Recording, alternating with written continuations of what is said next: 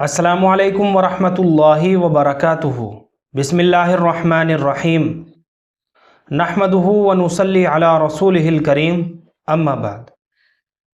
محترم ناظرین حضرات، ایک سوال کیا گیا ہے شیماز نام کے تعلق سے، اور سوال کچھ اس طرح سے ہے: السلام علیکم مفتی صاحب، شیماز نام کے معنی اور یہ نام رکھ سکتے ہیں کیا؟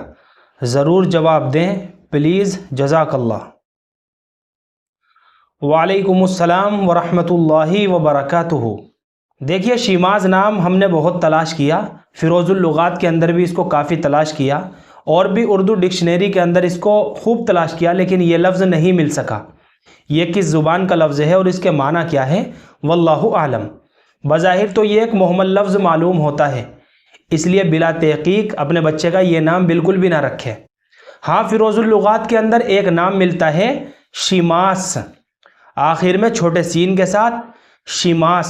اس کے معنی ہے آفتاب پرست، یعنی سورج کی پوجا کرنے والا، سورج کی پرستش کرنے والا۔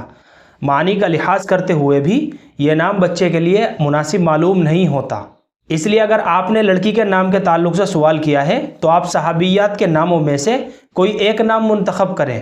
ہمارے اس چینل پر بہت ساری ویڈیوز جو ہے صحابیات کے ناموں کے اوپر بنی ہوئی ہیں، اس میں سے بھی آپ کوئی نام منتخب کر سکتی ہیں۔